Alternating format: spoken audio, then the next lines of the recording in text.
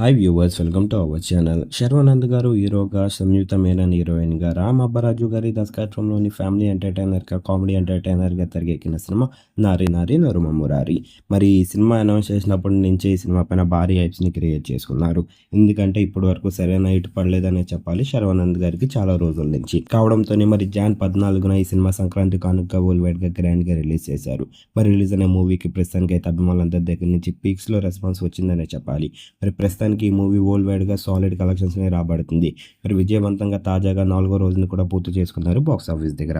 మరి 4వ రోజుకి సంబంధించిన కలెక్షన్స్ విషయానికి వెళ్తే 2 తెలుగు రాష్ట్రాలతో పాటు వరల్డ్ వైడ్గా కూడా 7.5 కోట్లని వసూలు చేశారు. మరి సాలిడ్ కలెక్షన్స్ని రాబట్టారనే చెప్పాలి 4వ రోజు శర్వానంద్ గారు.